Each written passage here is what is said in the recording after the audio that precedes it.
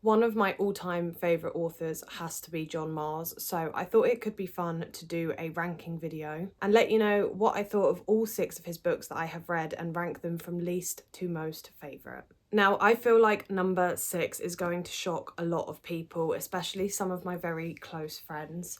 But at number 6, we actually have What Lies Between Us. I would argue this is one of his most popular books, and this was definitely the one I heard the most about. I do think that has a huge part to play in why I felt the way I felt when I read this book, because I have a real problem with going into books with really, really high expectations. This is why I am trying my hardest this year to try and go into books that I've heard less about, because it massively, massively alters my reading experience. I can try as hard as I want to go in with a fresh mind and not thinking of other people's opinions, but you cannot deny that if a book has been really, really hyped up, you're gonna have higher expectations than if you'd not heard of it. And I think that was my biggest problem here. Now listen, it may be number 6, but I will say now there is not a single John Mars book I have ever read and not enjoyed. But the ones at the top of the range set the bar so high for me that they are hard to reach. So I had already read a few John Mars books before I decided to go into this one, and like I said, I loved them. So this being the one that everyone raves about the most, I thought this is going to be the best of the best. This is going to be my new all-time favourite thriller book.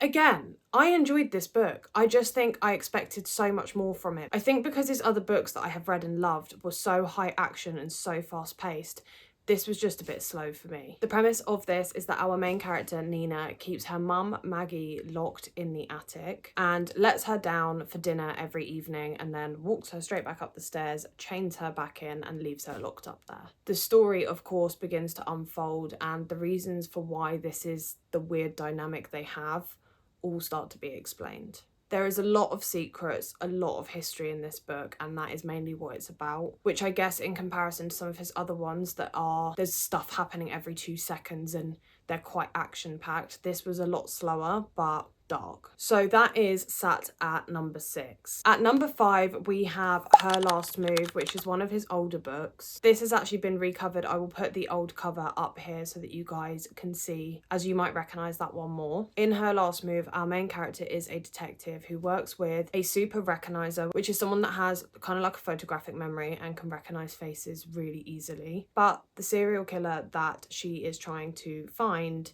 is also watching her. Again, I enjoyed this. It's just the other 4 books in this list I rate so highly that they are so hard to reach. This was more of a police procedural type of book. It was dark and I really did enjoy reading it, but it didn't have that massive wow factor that these other 4 books left in the list have given me. Looking at it now, I can't entirely remember what happened, which I think kind of explains why this sits at number 5 for me, because the other 4 books in this list, I could tell you exactly what happens in all of them and exactly what they're about, because they have not left my brain. So this comes in at number 5. Again, I would still recommend people read this. It is a great police procedural, but it's just not my favourite John Mars I've read.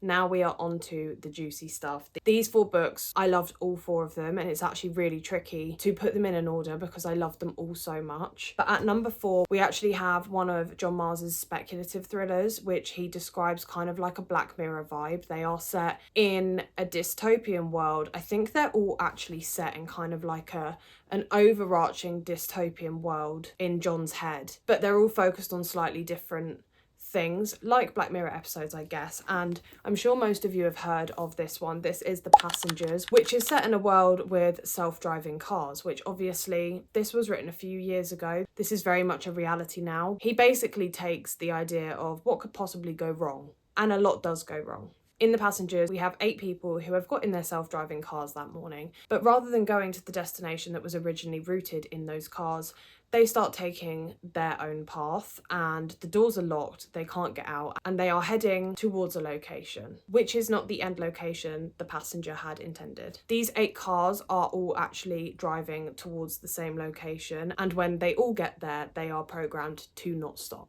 Just taking from the blurb, as well as the fact that they are basically all programmed to crash in this centre point, if any of the authorities get involved, the cars will explode. Not only this, but this is being broadcast on live TV for everyone in the country to see. I loved this book. The different characters of each of the 8 passengers and the reasons they have been selected is absolutely fascinating. But also the ending of this book and the plot twists that come out were incredible. This was so fast paced. I love the idea of a speculative thriller. It's just something a bit different, and them being set in this dystopian world that is kind of set in the not too far future and probably somewhat realistic is fascinating to me. The concept and the theory, as well as the actual plot and the way that the story pans out, are all very, very well done. This just is a great book and loved by so many people already. I'm sure you've already heard of it, but that comes in at number 4. Talking of speculative thrillers, at number 3 we have The One, which actually arguably is probably one of John Mars's most famous books, because this has since been made into a Netflix series. The Netflix series is nowhere near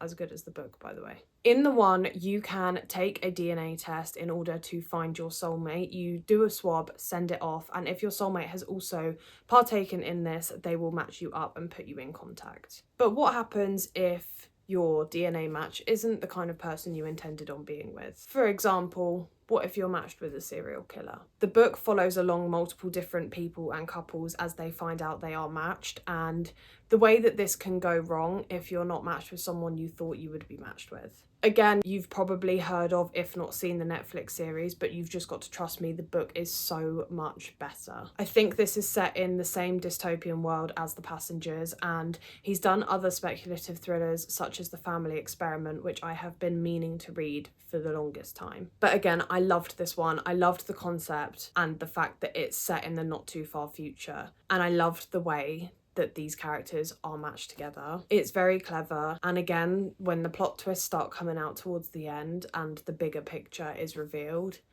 it's just so good and so interesting. I think I always thought that the speculative thrillers would be my favourite John Mars books, because there's just an additional layer to something that is not just a thriller set in this world, but when it's got that dystopian element, when it's set in the not too far future, I really enjoy that aspect of those books. But John Mars also writes some incredible psychological thrillers. These books are set in this world, they're not set in the dystopian world, they're not set in the not too far future, they are just standard psychological thrillers. But standard feels harsh because these are 2 of the best psychological thrillers I have ever read, and I just love these so much. So at number 2 we actually have John Mars's 2025 release, which is You Killed Me First. In You Killed Me First, the prologue is someone waking up inside of a burning bonfire on bonfire night. He literally pulls you in straight from the beginning, and I loved this, right? This is set, we've got 3 main characters. They are so bitchy, so snide, so gossipy. There's all the drama, there's all the secrets, there's all the lies, and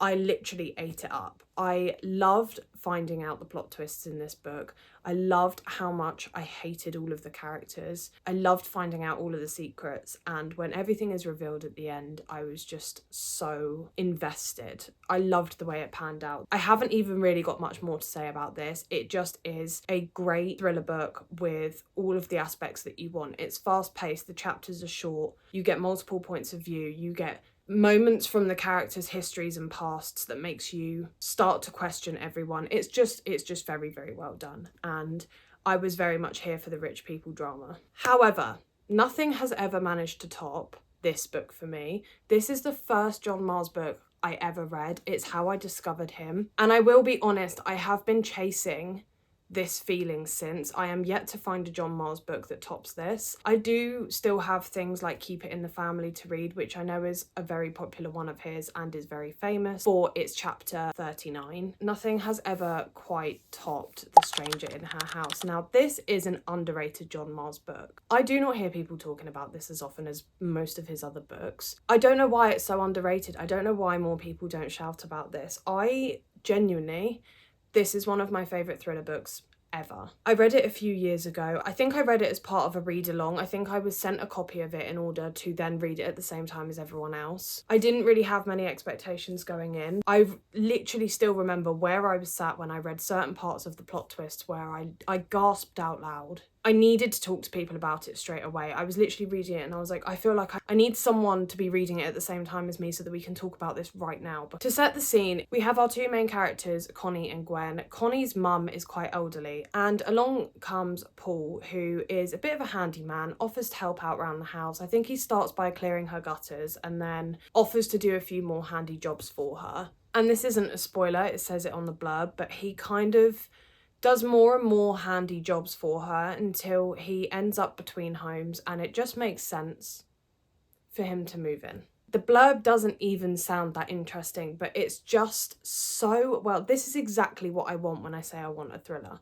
I need the short chapters, I need the fast pacing, I need the tension and suspense that this book gave me, but also the twists that made me gasp out loud. I really don't know what it is specifically that makes me love this book so much. I just remember the feeling I had reading it, and I have been trying to chase that feeling with John Mars's books ever since. Don't get me wrong, I've loved all of his books, and especially those top 4, they really are brilliant books, but there's just something special about this one, and I really think more people should be hyping this book up, because John Mars is great, John Mars's writing is great, and there are still plenty of his backlist books that I need to get to, but this book deserves more hype. It deserves more love, because it is genuinely one of the best psychological thrillers I've ever read.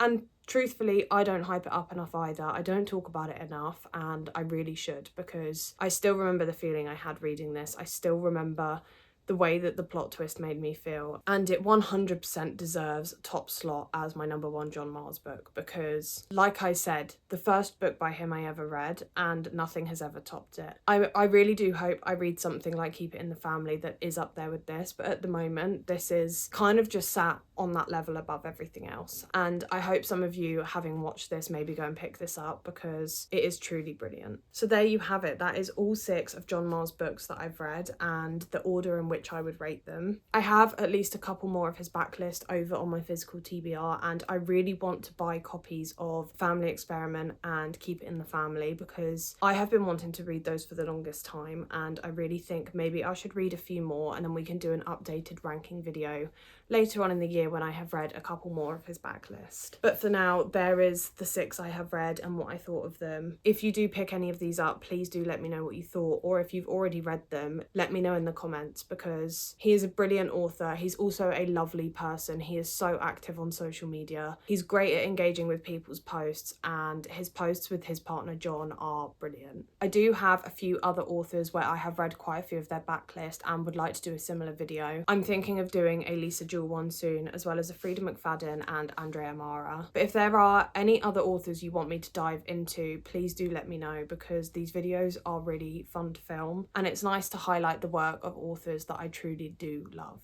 If you have got this far, as always, thank you so much for watching. Please do engage with this video, drop it a like, drop me a comment, or subscribe if you want to see more from me, and I will be back next Sunday with another video. Bye.